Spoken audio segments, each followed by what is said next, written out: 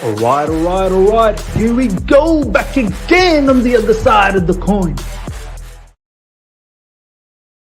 Yes, welcome back to the other side of the coin.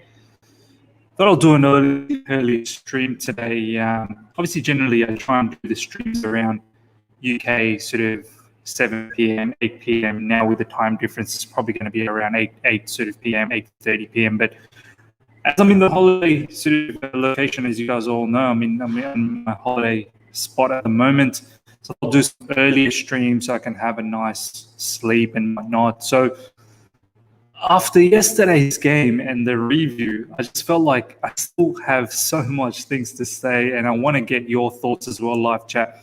So thank you for each and every one of you guys that has joined so far and that will join throughout the stream as well, and that will watch down the track.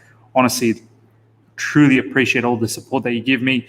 I just thought that, it's timely that we still talk about a few things. Obviously, the whole Pulisic injury, and obviously, Thomas Tuchel's comments post-match were, I think they had some deep meanings into what he said, and now we really need to just sort of dissect some of that conversation, try and get a true meaning out of that. I've got RJ joining soon. He'll probably be in around 10 to 15 minutes, but until then, let's get the conversation starting, guys. I want to hold off the whole Pulisic situation because I want to wait till RJ comes so we can have a good discussion about it. Obviously, the live chat will have a lot to say about that particular matter as well. So the Pulisic situation, I want to keep it till the end and talk about it later on because, it's time we talk about that whole Pulisic situation as well. But first, I want to talk about Thomas Tuchel's post-match interview. There was a lot of things that he said. So first of all, he talked about how after the red card, everything sort of collapsed, and he did not expect it to sort of materialize in that manner. So, I'm just reading some of the comments here. Be a blurry, mate. That old setup misses these good Wi-Fi. I'm sorry about it, guys. Look, I am in my holiday spot, so the Wi-Fi could be a little bit of an issue. So please just bear with me in regards to the Wi-Fi. It could be a bit blurry, so do apologize for that. But hopefully you can still hear me well, so at least that's something. But Thomas Tuchel said that once Thiago Silva got the red card, and the way it sort of collapsed after that, he was not expecting that. He thought the team was going to be smart enough and is going to be astute enough to be able to hold on. But the way we collapsed is something that was quite baffling. And overall, he said that he did not expect that second half either. The way the second half sort of materialized. Yusuf, just 1 second. Lips moving after I heard the words. Sorry, Yusuf, man. Look, it is what it is, man. I can't change the Wi-Fi, so I'm sorry about that to everyone. I can't change the Wi-Fi. I'm in a holiday spot where the Wi-Fi is a bit dodgy. So if you can hear me, hopefully that's good enough for now. So talking about what Thomas Tuchel was saying, that he did not expect that level of loss, and I think that itself speaks a lot of volume. That it's a bit of a reality check for Thomas Tuchel that he's come in. Yes, a lot of the fringe players have played well, and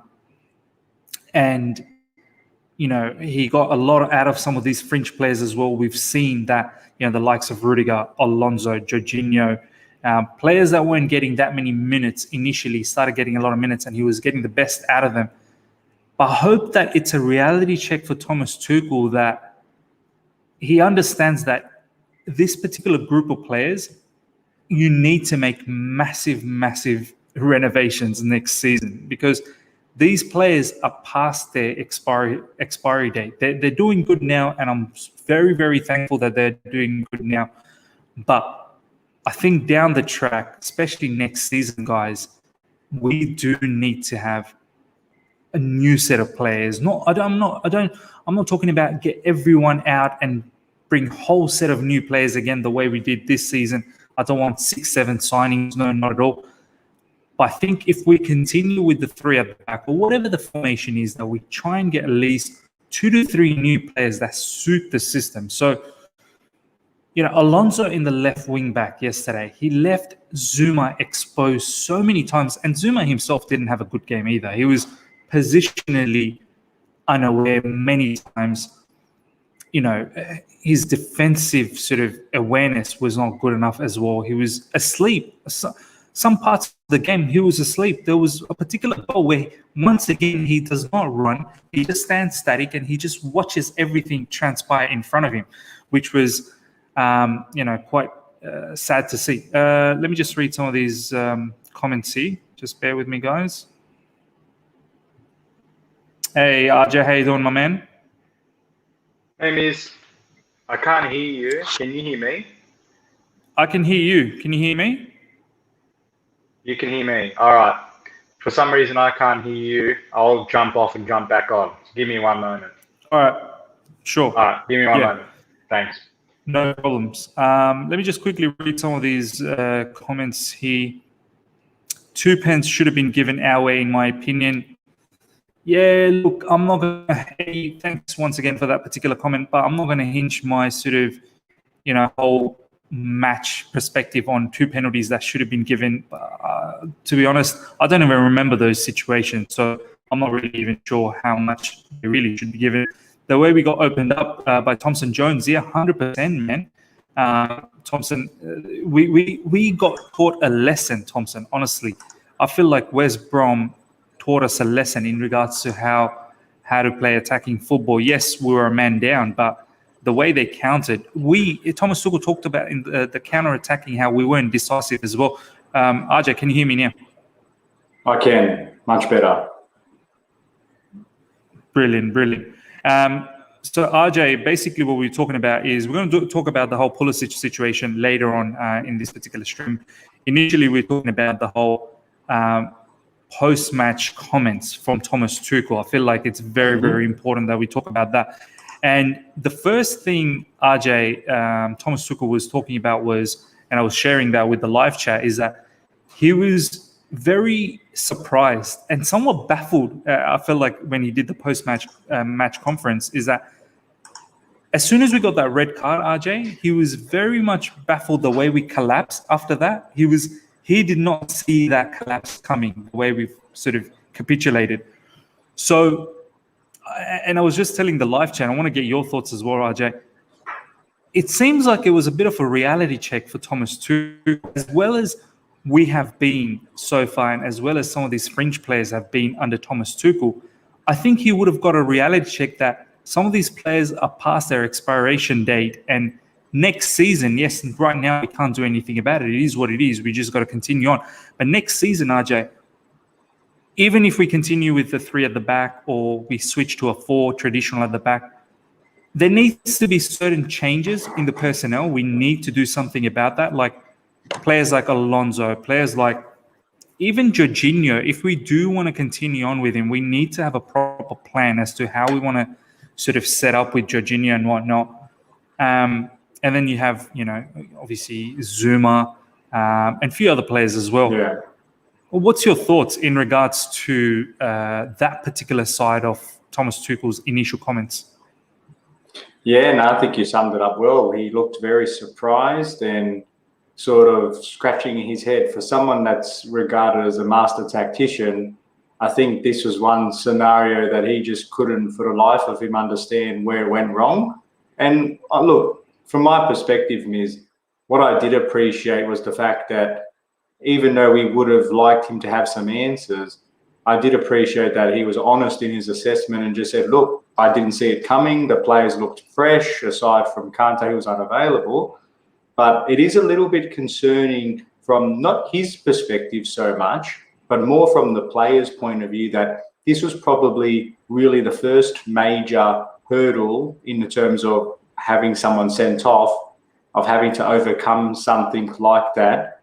And then what they've shown is what they've shown in the past is that when the going gets tough, unfortunately, the tough don't get going in our scenario. And so it's a little bit, I think, like you said, reality check for not just him, but even from probably the board's point of view, that even bringing someone as good as Tuchel in, if he can't even get some of these players that are past their expiration date to start firing, then perhaps that we're just going to have to make some more moves in the transfer market. And the thing I'd like to highlight just quickly is that his comments before the game, and I know you and I interacted on it, was he said something to the effect of, if we get a transfer ban tomorrow, I'm happy with the squad.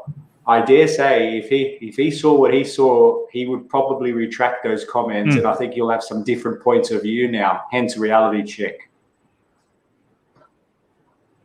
Yeah, absolutely, man. I mean, look, I think at certain times he has to say what he has to say, RJ, because obviously he cannot have these players not in his side. He wants them to be in his side as well. But it was first of all, the whole international break. I was always weary. As soon as the international break came around, I was always weary that, yes, the players needed a bit of break and Thomas Tuchel needed a bit of a sort of breather to get everyone together. But I'm always concerned when the international break happens and when players come back, how things are going to react. But Thomas Tuchel said, they had a very good training session. They're very happy with the training session with the players that started yesterday. And it just didn't work out. It was like, it felt so disoriented. I've never seen so far under Thomas Tuchel. We've looked so solid structurally yesterday. The whole structure. Let's talk about the next point that Thomas Tuchel talked about. He said that he did not like our build-up. He was saying that every time we tried to build up, we looked very, very shaky. We were pressured by the opposition. West Brom really pressed well. But once again, he was surprised because we've been very good in our build-up, and we haven't been, naive previously in our previous games under Thomas Tuchel. But he sort of said too many individual mistakes, which led to the whole situation of Thiago Silva getting a red card. Too many individual mistakes that led to the goals, the first one and the second one at least. Why do you think all of a sudden, like, obviously the players would have known that in the Premier League, you don't take anyone lightly. What happened? Why were they switched off? Yeah, from my point of view, and I wrote it I do a predictions piece each game for the Chelsea Social, and I wrote in there specifically that as an opening statement was, Chelsea versus West Brom should be an easy and straightforward game, right? Wrong, because there are no easy games in the Premier League. And it's a given statement. But, after what we saw, one has to question whether or not the boys went in there with a very complacent attitude and just thought the win was going to come. And I say that because they sort of, it felt like they bought into their own hype. They were 14 games unbeaten. They're versing a team that's 19th in the league, that's scored one time in 5 games. We haven't conceded for 7 games. So from their point of view, I felt like they just thought, we're going to turn up here and steamroll these guys, and they're not going to put up a fight at all. And you can see the first couple of minutes where we were a little bit just going through the motions of things. We were passing the ball around. West Brom weren't trying anything. Then all of a sudden, West Brom started coming a bit forward, and we looked a little bit off the pace. So there were early warning signs. But I think what was probably the worst thing was we eventually took the lead through that, free kick deflection that rebounded for Pulisic, which was great. But that sort of then allowed us to continue down that path of, we've got 1 goal now. The second, third goal is just going to come easily. And to West Brom's credit, and I don't know why the boys didn't buy into this, they're a team that needs to fight for every single point. So the motivation for them was very clear. I just felt that we just looked like it was just going to happen, and it didn't happen, and we got burnt big time. Yeah, absolutely. A lot of the people in the live chat are talking about this particular comment from Declare. Thank you, first of all, again, for commenting this. Let me just bring this up. Come on, here we go. It wasn't a normal break as well for Euros. Euro teams, there was 3 games in 10 days plus all the travel. That's true. It's a good point. Yeah, I feel like a very much action-packed sort of fixture of the Euros. Yeah, 10 days, 3 games is a lot of games. Mason Mount any other day starts in that particular game. Obviously, we couldn't start him. Kai Havertz probably would have started as well. the whole situation with Thiago Silva getting red carded, Ziyech was substituted off because of that particular scenario. Let's just quickly wrap up this particular match because I do want to start talking about Pulisic. RJ, these sort of big losses, we always knew that under Thomas Tuchel, a loss was going to come sooner or later because we can't just be winning 24/7. A loss was always going to come, but the manner of the loss is what has hurt all of the way we got absolutely destroyed by West Brom, obviously the red card and then the 5 goals conceded. I'm just a bit weary at the moment, RJ, in the sense that, look, I'm treating it as an anomaly because obviously this is the first loss under Thomas Tuchel. And Thomas Tuchel has mentioned it himself that we've had a good run of unbeaten streak and we still need to understand and trust in all the work that we've done so far and not just forget everything just after the one loss. We need to remember that we've worked really hard so far. But RJ, I'm a bit worried that whenever we've had this level, like this caliber of defeat, it seems like the team gets scarred for a very, very long time. How important is it from your perspective and also from Thomas Tuchel's perspective, RJ, that we quickly bounce back from this? And obviously the match against Porto, I feel like it's a perfect kind of match to come around so that we get back into shape again. How important is it to really go and get a good result against Porto now? Because we don't want this to snowball. Yeah, no, absolutely. I tweeted earlier in the day because, you and I are both from Australia and it was quite a early/late game. And I remember afterwards, I was sitting there for about, no joke, 2 or 3 hours contemplating what I just watched. And I kept playing different scenarios in my head. And I just thought, okay. And I tweeted out something along the lines of fixture congestion. Normally, people criticize having to play too many games. But from our point of view, the benefit of having extra fixtures coming thick and fast is it gives you the opportunity to make things right very quickly and forget about the past. The trick for us will be how quickly can we take the lessons and pain digesting from that performance and convert it into positive energy for the Porto game. I'm going to remain optimistic because I naturally am, but this team has shown us in the recent past that when this peripheral hits the fan, they start to crumble a little bit under that pressure, and there's the whole mentality question. That said, though, De Clercq made a good point about the unusual nature of the international break, and I respect that, but I would politely challenge it to say, yes, that was unusual, but we also have a deep enough squad with enough quality, and there was enough rotation in there to really have gotten the job done against a very team that's under a lot of pressure, and they really should have put up a much better performance. Granted, we did have a player sent off, but I agree, Miz, it's all about the response now, and thankfully that the game against Porto can't come soon enough, and I dare say we're going to see a fired up Chelsea side, fingers crossed. Yeah, no, it's well said, RJ. I really like the point where you said this particular team, when things get tough and at 1-0 with a man down, I just thought that Thomas Tuchel probably would have said to the lads that, guys, let's stay compact, let's be defensively solid and try and get them on the counter. There's no need to go out there and spank them from that particular position because we were already 1-0 up, and with a man down, I don't care who the opposition is, RJ, it's always going to be difficult. And in the Premier League, as you said, nothing is easy. So, I just, as you said, that the whole mentality of the team in that scenario just wasn't right. The team that we had ages ago under, Mourinho first stint or Ancelotti, or even Mourinho's second stint, the year when we won the league with him. That particular team, very well, RJ, that particular team would have changed their mindset a little bit when you're a man down and you're a goal up. They would have played that differently as opposed to us. And then the capitulation, there was no return from that. Thank you so much for this super chat, Mr. Palistos Way. Sometimes there are matchup problems. Just think we struggled to a 3-3 with 11 men.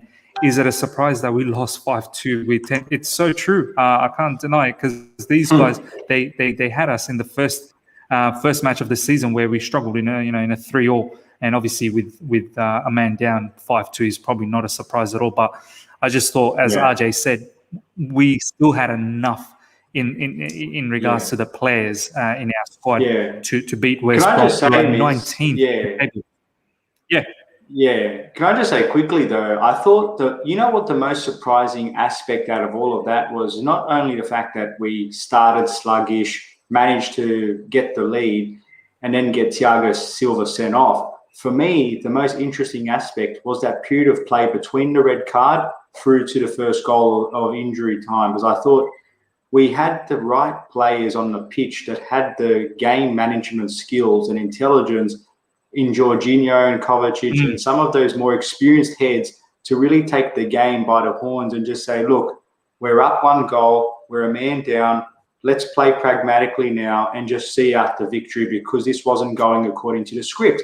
But it was almost as if the red card was inconsequential to us and we were just going to continue our game like nothing happened. And that's what I thought was the most surprising aspect of this.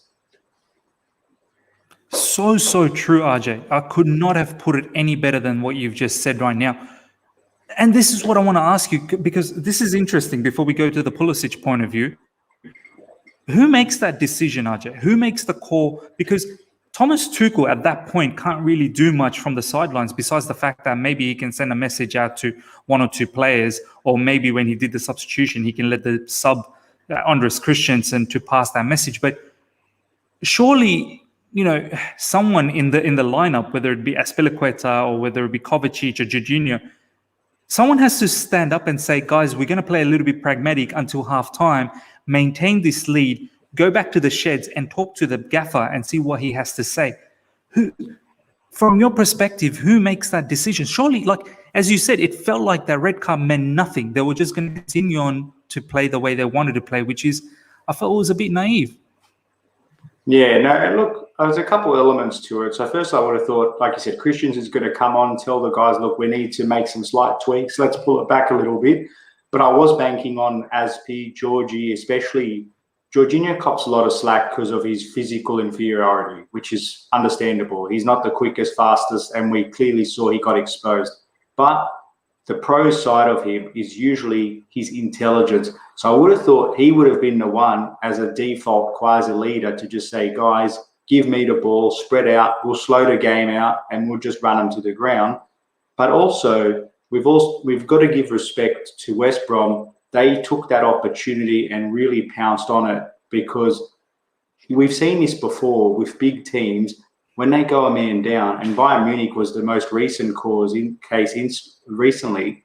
When they went a man down, they still dominated that game. So maybe Chelsea were of the view that, okay, we've lost the person here, but we don't want to fall into a trap of, if we sit too far back, we're inviting them on, whereas maybe we should continue to try and ask the questions. But my personal view would have been, let's see it out to half time. Let's be a bit more pragmatic. And when we get to the sheds, Thomas Tuchel can turn around and say, look, let's continue to play our normal game and see what they can do, or otherwise let's shut up shop. But it was just a complete capitulation in that 15-minute period. So, yeah, a lot of lessons to be learned.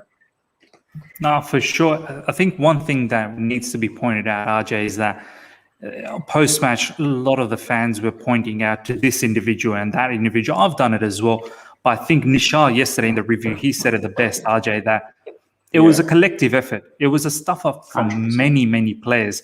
There were even clips about Mason Mount, how he doesn't track some of his players in some of the goals. And there were a few instances where he was in bit of an issue. Obviously, Zuma, Jorginho, horrendous. There were times where Kovacic was just stagnant.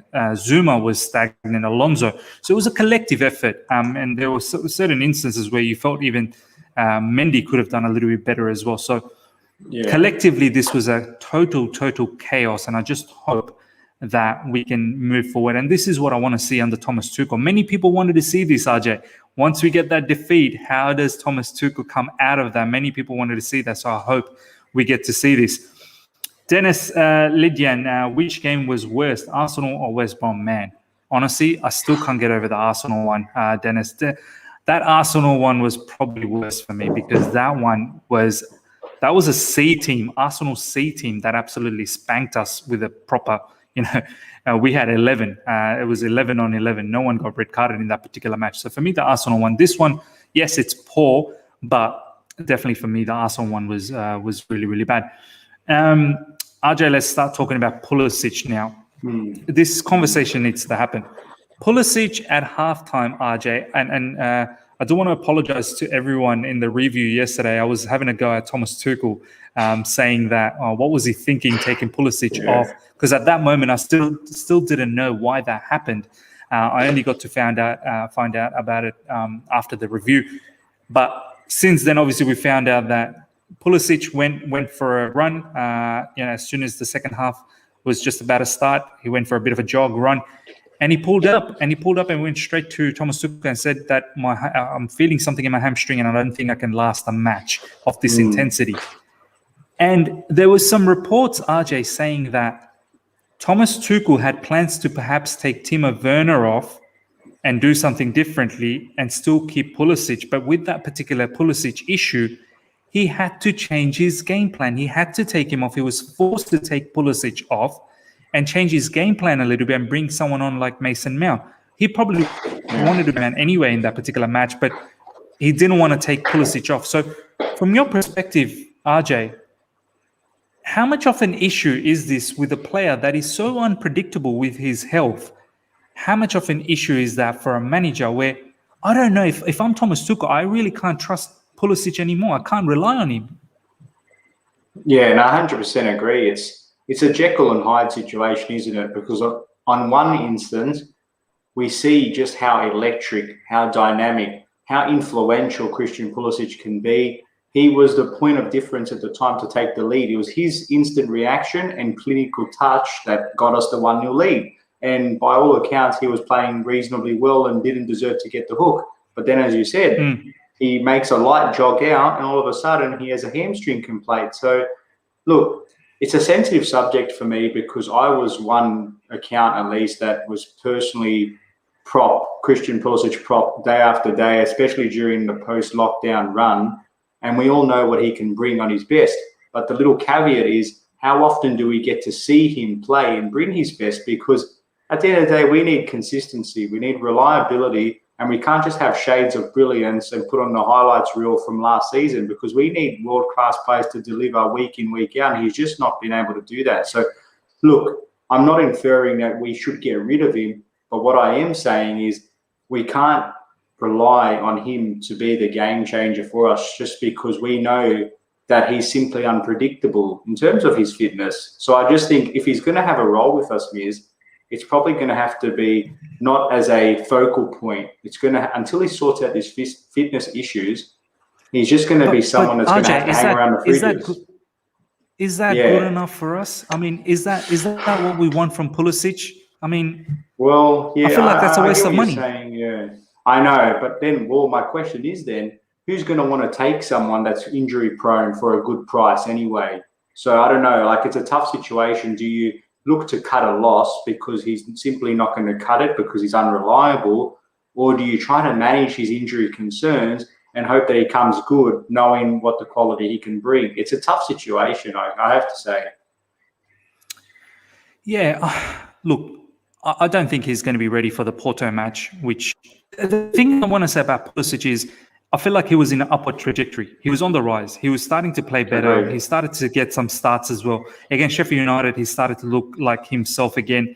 And I thought in this match, when he got that goal, he was, as you said, he was probably the better player. I wouldn't say the best player. He was the better player out of the rest. He was in active. That first half. He was very active. He was active. He was definitely very active.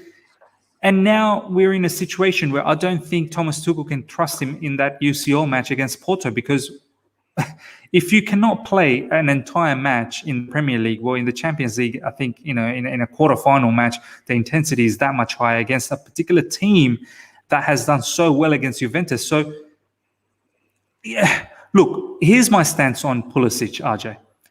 I say that we can't really do much this season. Obviously, we have to keep him. I say we give him one more season, but RJ, I feel like next season, if he plays less than If he plays less than 75% of the matches, RJ, that's it. I don't know how we can afford keeping a player like this who plays less than 50% of the matches. I mean, are you going to be happy if Christian Pulisic, are you going to be happy if Christian Pulisic is only there for, say, 45% of the season? Yeah, look, I'd be perhaps even, you know me, I'm pretty balanced. I might even be slightly more ruthless than you. I might not even allow him to stay till next season, depending on how he finishes up the rest of this campaign. So what I'm saying is if he can't get over this minor injury fast, if he's going to continue just to warm the bench or the medical room, then we definitely have to question his value proposition to the squad. And I know someone made a good comment in the comments about Spurs sold Bale, so we can get rid of him. For me, it's a board decision in the sense of how much of a loss are we willing to accept for him if other clubs come pouncing and want to take the gamble from us. And I don't want him to go. We don't want him to go. We know what he can bring on his day. But the problem, like I said, we need him to be doing it regularly. And especially the nuance I'd want to make is that Tuchel's system requires high demand, high energy, high octane. If you can't get regular sprints from your front men, how can we trust someone that every time he makes a sprint, I'm worried he's going to get his hamstring taken down like a sniper? That's my concern. Yeah, so true. I really want to talk about this particular super chat here. I think it's another brilliant super chat. First of all, thank you so much, Chelsea's Own, for the super chat. I never saw Pulisic as our go-to player in my eyes. To be honest, he's an impact sub. We've wasted 60 million on him. We really need to talk about this, RJ, because this is an interesting point. I mean, last season, post the lockdown, he looked phenomenal, right? He was scoring goals. He carried us. He was probably one of the biggest instigators to ensure that we got the top four, along with Giroud, Mason Mount, Willian. Pulisic was one of the main contributors for that. But I'm starting to think, RJ, that with all of these health situation that he has, and how he can barely play. When was the last time we saw Pulisic play 4 straight games, RJ? I don't even remember. I don't remember when Pulisic played 4 straight games. So, is he just a super sub, RJ, in your opinion? Well, at this stage, you'd have to say in short, yes, because you said 4 games straight. Like I said, we're taking it a game-by-game proposition with him. If he doesn't get injured after each game, it's almost like we've won a trophy. I know it's a bit dramatic, but you know what I mean? Like, he's just someone where we're all riding on the edge of our seats saying, please don't get injured, but we still want to see the best of you. So we know he can do a lot of good. We've seen it. Even recently, we've seen it with his mazy dribble against Sheffield or against Leeds, but pulled his shot wide. But the problem, again, with him is that we've got to be careful as a fan base to not affiliate the Christian Pulisic of post-lockdown with the Christian Pulisic we're seeing right now, because, as we know, we're not looking at players and running off the history. We're trying to look at going forward, and we need players that are going to be able to take us forward. And I'm not sure that he's going to be able to do that. Or from Christian Pulisic's point of view, I don't think he's going to be satisfied being labelled as an impact player. So does it suit any party if that's what the arrangement is going forward? I think that's a question for both parties. Yeah, no, absolutely well said, RJ, man. I mean, right now, we can't even rely on him as an impact player, as you said. The way he keeps getting injured, you can't even rely on that. And that in itself would have been so beneficial for us, but we can't even do that at the moment, which is very, very bad. You know what the crazy part is, before we get into other sort of parts, and then I want to talk a little bit about the Porto match as well, is that not that long ago, RJ, you would have known Christian Pulisic, there was all that news that how he's looking to leave and maybe he's not happy. And in the international break, we got to see exactly what he meant, because he actually commented that, yes, I do want to see a little bit more game time. I do want to play more, but I'm happy with the plan that Thomas Tuchel's got for me. He's actually quoted that I've got a path that's ready from Thomas Tuchel. I mean, at this point, RJ, even him as a player, he cannot demand minutes, because he cannot assure us that his body is capable of demanding minutes. So he's at a point where he's at the mercy of the manager now, and right now the manager could feel very, very frustrated, and he could feel that these are some important games coming up. I'm not sure if I'm going to be able to rely on this particular player. This is becoming a tough situation for both parties. Would you agree? Yeah, well, to be honest with you, I think the key word is trust. I think it's trust between Pulisic and Tuchel. It's trust between Pulisic's mind versus Pulisic's body. Because like you said, there's only so many runs on the board that you can have from previous credit points that give you minutes for this season.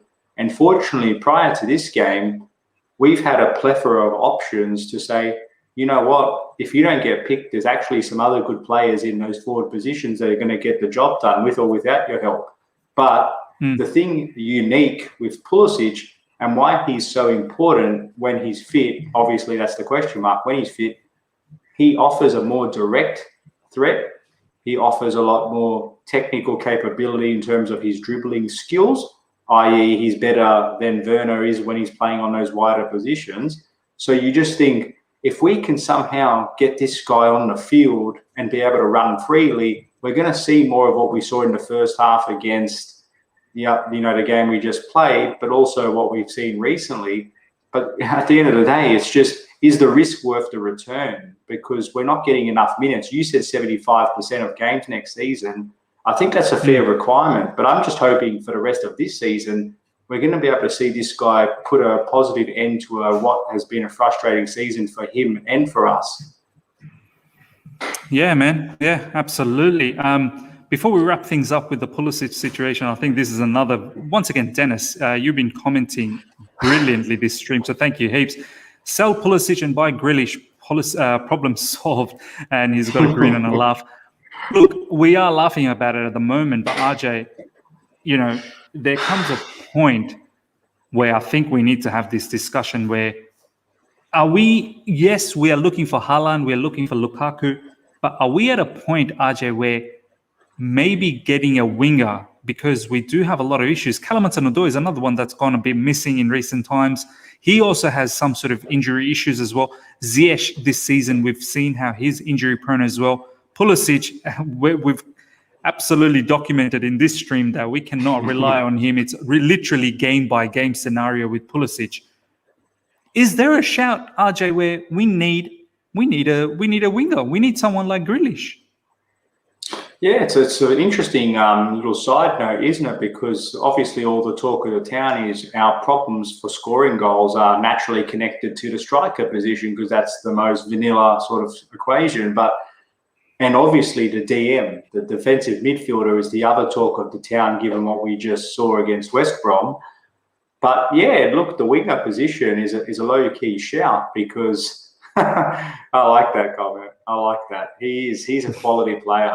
He's a quality player. Superb player, superb. Yeah, no, look, I don't know. For me, I'm not convinced that if I'm the board at the end of the season, I say, okay, Thomas Tuchel, we've got X amount of budget. Guess what? And you have to prioritize 2 positions to upgrade. I'm not sure at this stage whether or not the winger position trumps both the DM and the striker spot. But I definitely take the point that Pulisic has been unreliable due to fitness concerns. Ziyech has been a bit hot and cold. And obviously Mount's been deployed there just out of a versatility point of view. So we might not have as much depth as we think, but I just think those other areas are probably more of a priority from my personal opinion. Yeah, no, I have to agree with. There's so many issues at the moment that we have where a DM is a big spot that we need to sort out. We saw how much not having Kante in yesterday's match was an issue. So DM is very important. We've got striker issues. We can't score goals, RJ. We really cannot score goals. So we've got striker issues. And now it seems like, winger issue as well. And I can't believe it. Someone like Roman Abramovich will be livid with all the signings he made this season. He'd be absolutely livid that we're in this situation. Let's now talk about the FC Porto match. Obviously, that's the match that's coming up soon. Let's talk about it a little bit, not do a preview or anything, but certain things we need to question. The particular back three is first thing that I want to talk about, RJ. It's now turned into a bit of an issue. You know, obviously Thiago Silva has come in. I felt that Thiago Silva looked okay, but his teammates really let him down. Obviously, he looked a little bit dodgy with the second sort of lunge and how he got that yellow card. But then again, arguments could be made either way. But against Porto, what's the back three we're going with? Because that looked very shaky against West Brom. Yeah, that's a great question because let's be honest, as soon as Thiago Silva was declared fit and ready to go, everyone, well, the vast majority, wanted him in. They wanted him in purely for the fact of we're versing a team on paper that is going through a difficult period. They're 19th place in the league. This was a perfect opportunity to get his feet warm and prepare him for the Porto clash. Now, how did he perform against West Brom? Like you said, he had some good elements. He's got the class as we know he has, but he also had a bit of rustiness, which is to be expected both because of his veteran age, but also because of how long he's been out and needs times to find his feet. Now, in terms of the back three for Porto, at this stage, if you were to press me on it, I would be saying who has been giving us our most resilient organisation and compactness so far consistently under Tuchel? Azpilicueta, RCB, Andreas Christensen in the middle, Antonio Rudiger to the left of him. That would be my back three. And you know what, RJ, I can't argue too much against that because, as you said, that's been the most potent back three so far. It's been strong. My only argument against that is, obviously, I'll have Rudiger, I'll have Azpilicueta, the one in the middle. As great as Andreas Christensen has been, I need the experience of Thiago. I need him to be back into the team. I need him to be that leader. I'm not going to put that red card on him. Yesterday's red card was not completely on him. Jorginho stuffed him up the first time. And obviously there was issues with Jorginho and Zuma, the second one as well. So I need that experience back. You do make a good point on that. And I think also supporting anyone who chooses Silva over Christensen, which again, for me, it's a flip of a coin. I picked Christensen because of the chemistry he's developed with his partners. And I thought, why fix what's not broken? That's one part. But then the other part, if I'm going on the Silva train, and totally understand why anyone would pick Silva because he's world class, he's a leader. But the good thing, if Tuchel was to say, let's pick Silva, it's because now he has that red card in the Premier League. He'll have ample opportunity to play in the Champions League, so he won't be fatigued. So it might be a bit of squad management that he does pick Silva over Christensen. Yeah, and this is the other point. You're absolutely bang on, RJ, in the sense that it's probably timely to pick Silva because you know Silva's not going to be able to play the next game. I believe it's Crystal Palace. He can't play against them, so it's going to have to be Christensen, and there's going to be some rotation in that position anyway because Silva cannot play game after game after game. So I'd like to see Silva play in that back three. I just want to quickly read this particular comment from Charlie Robinson. Shout out to Charlie Robinson for coming into the live stream, and shout out to everyone that's joined in so far in this live stream. Thank you heaps. For showing the support all the time for this channel. Please smash the like button and hit the bell notification if you're here. And if you're here for the first time, subscribe. Charlie Robinson, which Chelsea player can score a goal when there is a half chance against Porto? Look, this is the other thing that I want to now talk about. And before we get into that, massive shout out to Chelsea Perspective as well with this super chat. Thank you heaps. Yes, we do need wingers after the departure of Pedro and Willian. We don't have and haven't found capable replacement. Exactly. That's what we've been talking about with the whole Pulisic situation. And we're going to talk a little bit more about this Chelsea Perspective right now in regards to who we're going to have up front against Porto. Ajay, it's very crucial now. Obviously, the back three is a very important question. We're going to get to the double sixes, which obviously Kante is not there. So maybe that makes a decision on its own. But the front three, RJ, we can't score, and we need to score goals against Porto in this quarterfinals, in this Champions League matchup. And Porto is going to be difficult. Pepe has been a monster over there for Porto. And defensively, they are very, very organized. So, RJ, how do you set this up? I'm very confused about our forwards at the moment. Yeah, it's a very difficult situation because, I'll drop into Chelsea Social because I just finished writing a monthly key themes piece for it, and one of the natural themes was that while our defence prior to the West Brom game has been a beacon of positivity, it's the attack side of the things that we continue to struggle in, even though statistically speaking, we improved our goals per game ratio during the March versus February month. For me, look, it's a difficult one because we all know the quality of what Giroud brings to Europe and what he's done so far in the Champions League. But it seems very apparent from what I can see, at least, that Tuchel does not have a lot of faith in Ollie, given that he's not as mobile and agile as Timo Werner or some of his younger troops because of the counter-pressing and the fast, high-octane sort of nature and style of play that he likes to deploy. But on the flip side, having a focal point like Giroud not only gives you the ability to increase your link-up play and bring in your Mason Mounts and bring in your Hudson-Odois and your Werners, whoever's playing off him, or Kai Havertz, who I would have in the front three, by the way. Yeah.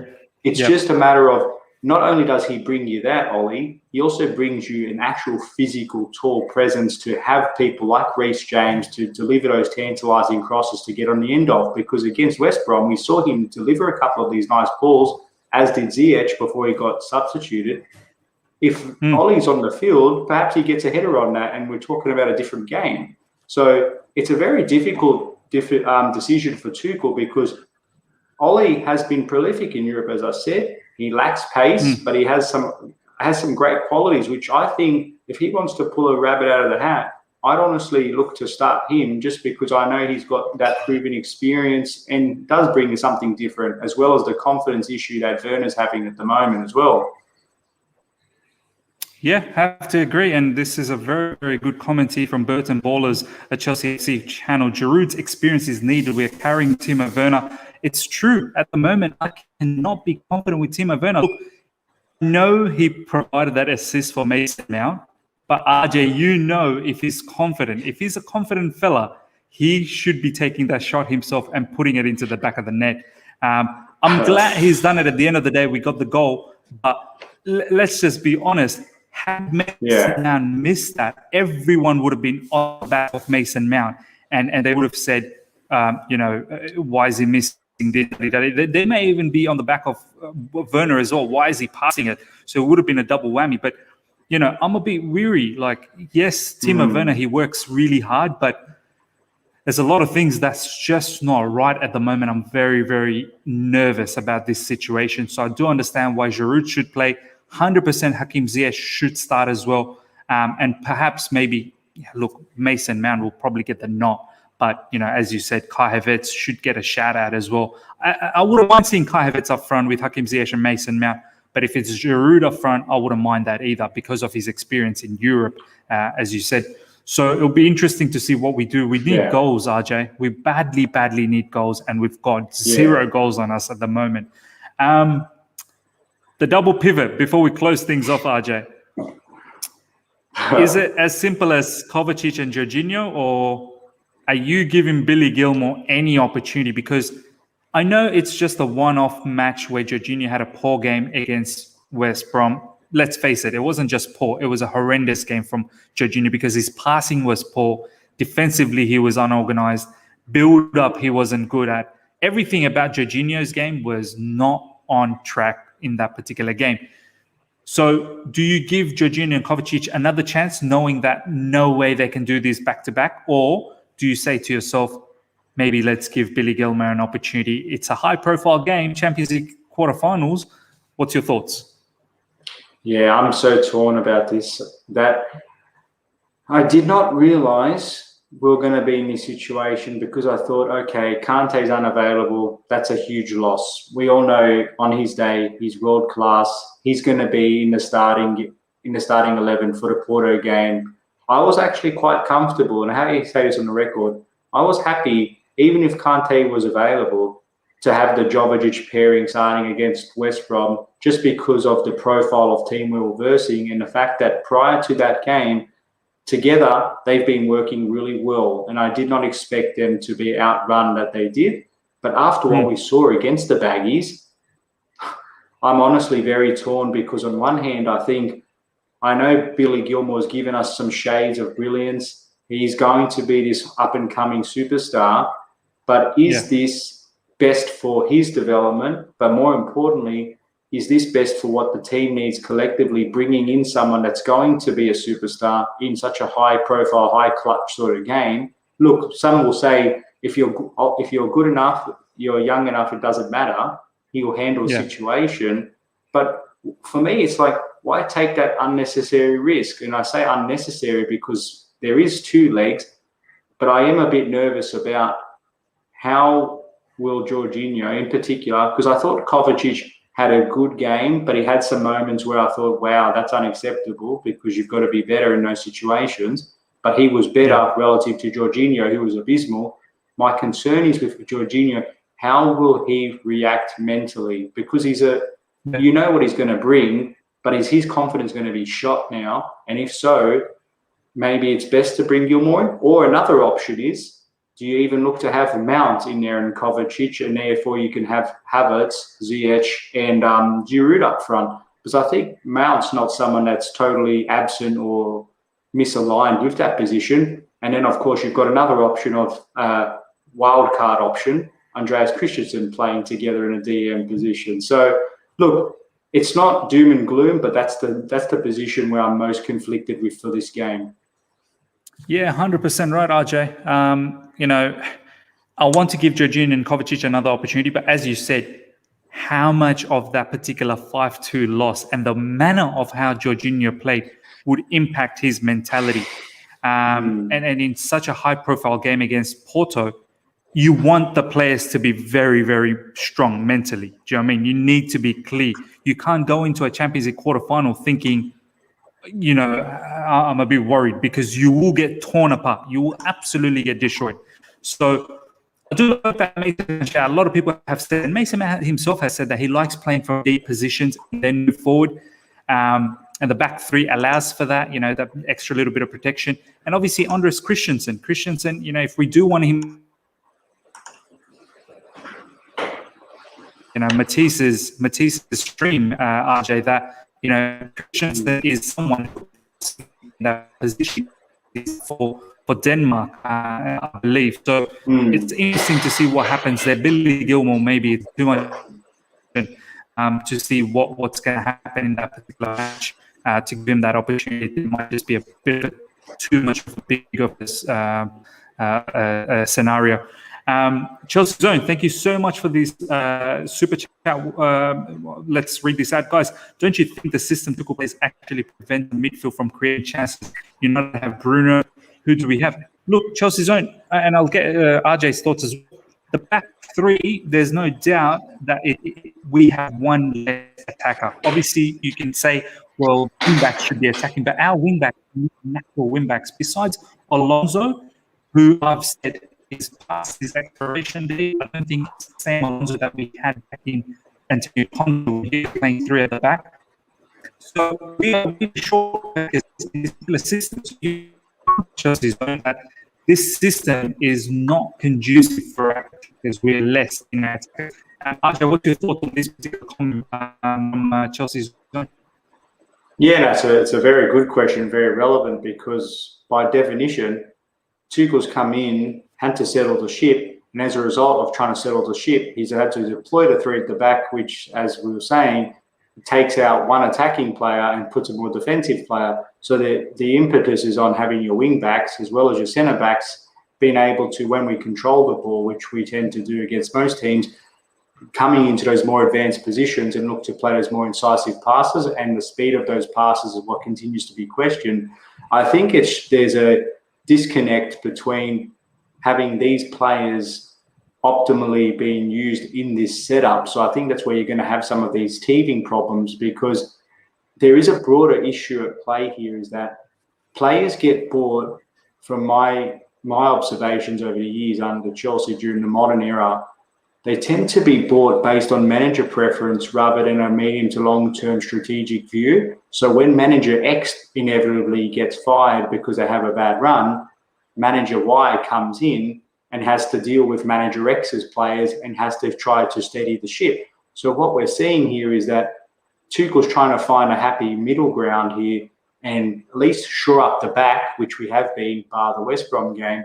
But in terms of what does that affect what we do in the attacking sense, I have to say at this stage, yes, it does, because it's not necessarily the system itself, it's the players that are operating within the system. I dare say if Tuchel, they said, write down your 11 players on paper with the back three, he'll be able to find you those 11 players in the back three that would be creating more chances because they're his players. At the moment, he's dealing with other players, not his, and trying to get the best out of what he's got. But yeah, very valid comment, 100% agree. No, absolutely. Guys, to apologize about the internet connection today. Obviously, as RJ knows, I am so far away from City World. I'm in the outback, literally, and the internet connection is not that great here. But I will be back just here for another day. Tomorrow's the last day here, and then Tuesday morning I'm back. So the streams and the internet quality are all going to be perfect. So do appreciate how you guys have been hanging on for this one. If there is a stream tomorrow, I might just do it straight from my phone as opposed to the laptop, and the internet quality will be much better in that particular scenario. So guys, look, thank you heaps for your time. We're gonna wrap things up here. We talked about exactly the aftermath of that West Brom match. Just before I go, obviously, guys, please follow RJ. All his social descriptions in the information right now. Please follow RJ. All of his stuff is in the description. RJ, it's very important to see now how Thomas Tuchel reacts after that loss, because that was a very, very big loss, and how the team and Thomas Tuchel reacts from that. It's going to be interesting to see, because Chelsea Football Club, we cannot go with such level of losses back to back. So it's important that we get a good result against Porto, wouldn't you say? 100%. And I'll just add to that this game was already big in terms of its magnitude. It's a Champions League quarterfinal, which we haven't been in since 2014 or whenever it was. But this now becomes that more intensified based on that very abysmal performance and result against West Brom. And yeah, you watch Thomas Tuchel in that post-match press conference, he looked dejected. And you've seen a guy that's been consistently having so much positivity, so much energy and enthusiasm. He just looks so devoid of a logical explanation as to what went wrong. So now the real trick will be, how does he now not just tactically work out what went wrong, because that's very easy. We worked out the individual errors. We worked out some of the collective mistakes we made probably from the red card onwards. The real trick for Tuchel now will be, how does he get his team to bounce back quickly? Because there's going to be a lot of mental scarring. These players, especially some of the younger ones, they will know. Some of them haven't been through this situation before. Things have been going all rosy and sunshine and rainbow since Tuchel come in. But losing 5-2 at home to a 19th place West Brom, who have been struggling to find goals and have conceded the most amount of goals, have just spanked you, that's going to play on the minds of some of these players. So it will be up to him now, Tuchel, to rein the boys in and say, that's 3 days ago. Who cares about that? We've got to look forward. And that will be the test for him. Is if he can do that, it'll be a big tick. But if these players show up and look very passive, nervous, start losing a lot of 50-50s and having a lot of misplaced passes, I think it'll be fair to conclude that these players still haven't gotten over that shock loss. Yeah, I have to agree. And this comment from Shamina Sultana, maybe the results proves to be a blessing in disguise. We'll have our feet. We'll have our feet on ground. 100%, Shamina. I believe, hopefully, that this is just a blip, an anomaly, and maybe if we look at it from a longer perspective, that this is probably just a blessing in disguise if we can change the results around off the back of this particular result. So, yeah, I do agree with that. Guys, we will wrap things up here. Hope you guys all enjoyed this stream. Thank you once again for all the support. Please smash that like button. Thank you for all the super chats as well. Please follow RJ. All of his stuff is in the description. And we'll see if I come back with a stream tomorrow. As I said, if I do come back with a stream, it will be through my phone, which will be better internet quality. So guys, thank you so much for being patient. See ya.